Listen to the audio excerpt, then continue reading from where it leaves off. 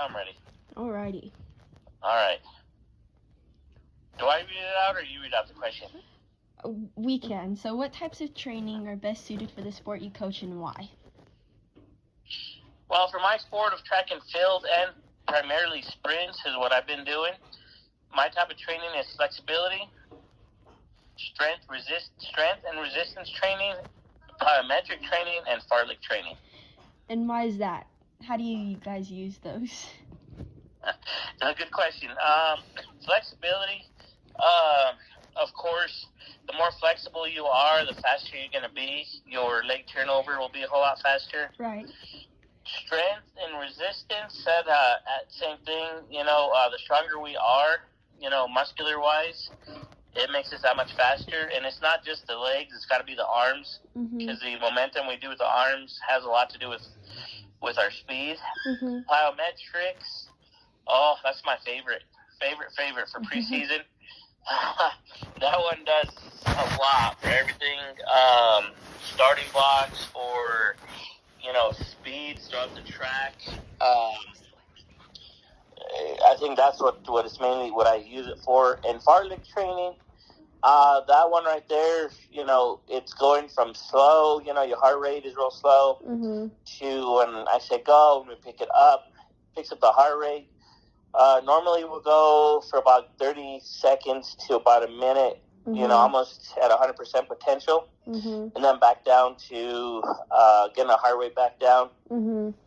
A lot of good training is involved with that one, and that one will help with, say, our 200, 400 runners, helps with their endurance, and helps get them around faster, and, just a lot of multiple stuff.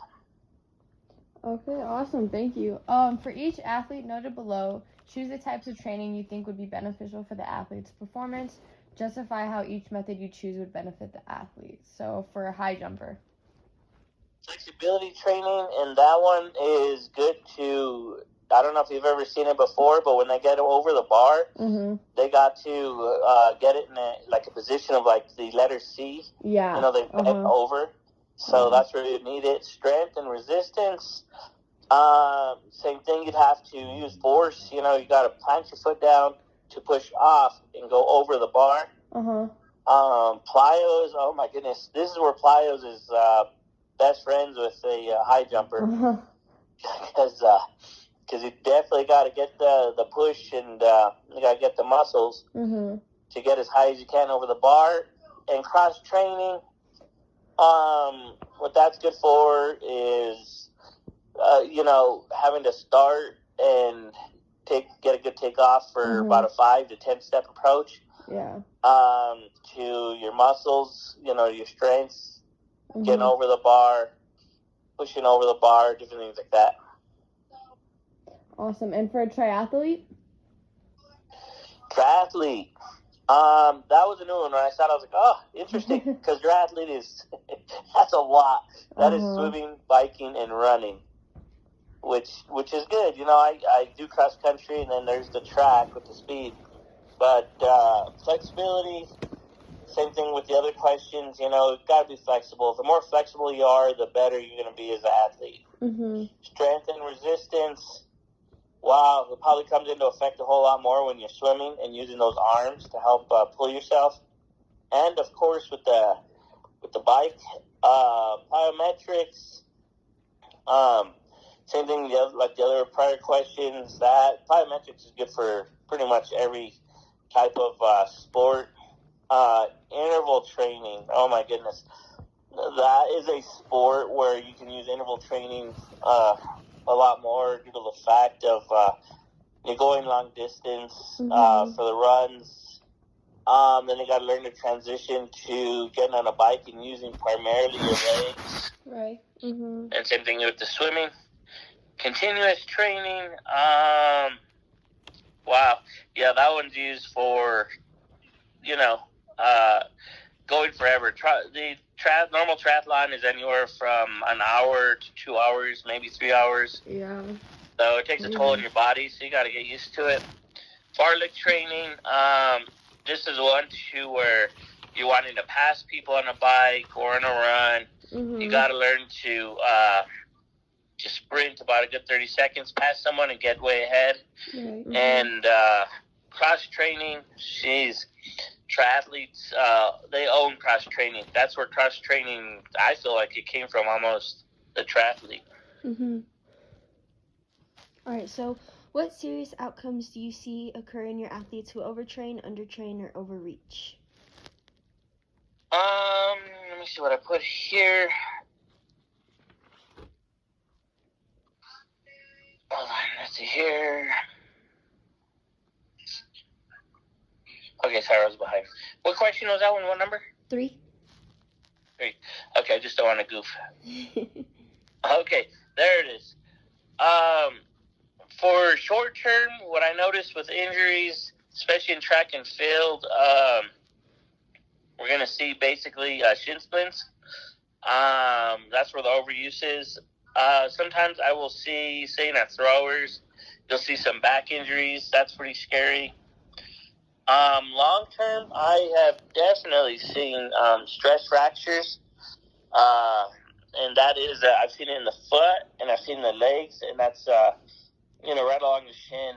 And that one is about a good 6 months to a year to recover from. So that one's a hard one. Okay. What type of flexibility training do you recommend to your athletes and why? I like static training, but static stretching.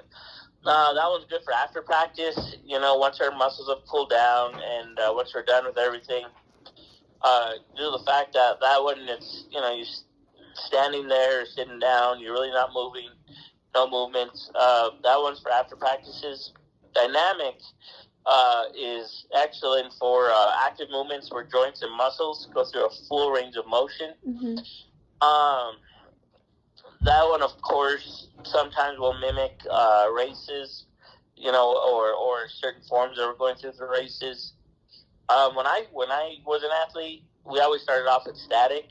We never did dynamic, but now with everything changing, everybody's learning about different injuries, how to get your body moving better and easier and safer, and faster and stronger. Figured out that dynamic is the way to go, and static is for after. Okay. Have you ever experienced an athlete who suffered from overtraining syndrome? And then if so, what happened? What did I put here? Yes, I have. And, this goes into 6, huh? A little bit, yes. Okay. So when I've seen them overtrain, what happens is, of course, injuries will set in, depending on the injury. But the ones who suffer from it, more severe cases, they're out of their sport. And not just out for a week, 2 weeks. They're out for the whole season. Maybe even 2 seasons. I've never seen 2 seasons, but at least 1 season. And it definitely affects them physically and mentally. Okay. What type of training do you do during your transition, which is your postseason, preparation, which is preseason, and competitive phase? And then why do you believe these training methods are most effective? Let me see here. This is my most favorite part of planning for a season, like I'm doing for cross country right now, and even for track. I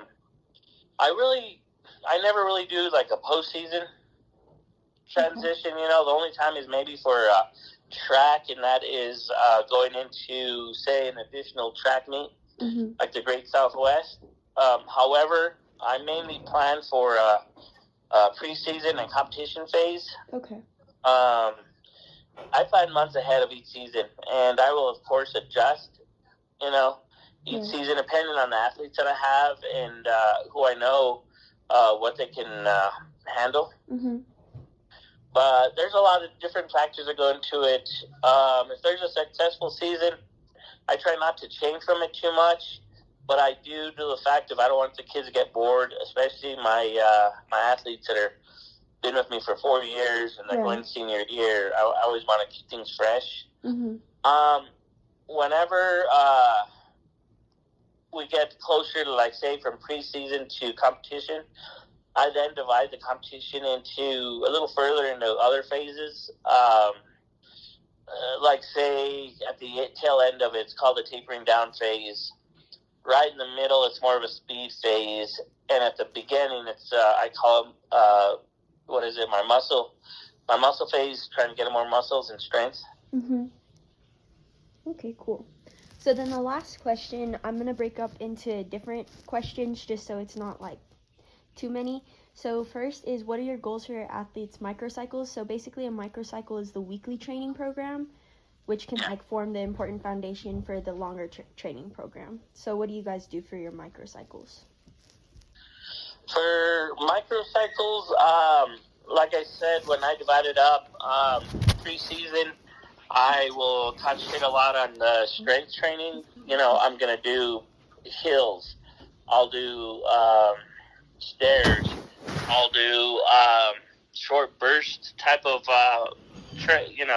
training. I call them figure eights. You know, you sprint and you'll jog, sprint, and at the end of one of our cycles with it, you know, we'll do push-ups, sit-ups, different, you know, muscle training stuff. Right. And the goal is just to get them ready for the season so that we could try to avoid injury, basically. Okay, so the next is the mesocycle. So that's the block of, like, the specific block of training that's designed to achieve a specific goal. So that, like, fits into the training phases. So that's a really good one. Going from my preseason, that's muscle strengthening, everything like that. We'll go into, like, a speed phase. That one's a whole lot bigger. That one's a bigger chunk. Mm-hmm. And that one, you know, we'll start off with training everybody to do 400s, 200s, longer distances. And then what we do is eventually we'll transition into just smaller sprints, more speed, getting out of starting blocks. And the goal is, you know, when we come to our more competitive, every meet's competitive, but at the end we have district and state, and that's where our goals are. Right. That's to where we're gonna, what's called a peak. That'll be our fastest time of the season. Okay. I never want them to have their fastest time at the beginning or in the middle. I need it at district and state, so that because what happens is if we peak early and then we start falling off, it messes with them mentally and even physically. They'll be like, "What's going on, coach? I can't get any faster. I'm stuck." So I don't want that. I just want them just to end at the best, at the peak. And that's what all these phases are for. That's what all the different training techniques are for, is just so we finish at the top. Okay, and then for the mesocycle, which is the training program, which is, like, the entire year season, so what are your goals within the mesocycle? The goals are just to see them, one, survive a full season, you know, with minimal injuries and minimal amount of time if they have to sit out with injury. Appreciate it. Also, another goal is just to see them peak at the end, you know. Don't peak early. Right. I want to see it right at district and state. And, you know, what I want to see, too, is every meet, especially with track. All the tracks are very similar. I just want to see them improving each and every week, time-wise. Because if I don't see them improving from week to week with their times, then I'm doing something wrong. And I just need to go back and start tweaking the whole season. You know, I can't just all of a sudden just stop what I'm doing and change it up while I'm in season. I will have to just wait till the next season and reapply something else that I learned that I did wrong from the prior season. Okay, thank you, Maestas. That's all the questions we had. Oh my God, my brain was asleep. You did great. Thank you, Maestas. We really appreciate it. No, I hope I'm helping out. You did it good. Perfect.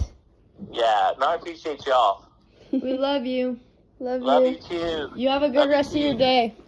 You too. Bye, Maestas. Bye-bye.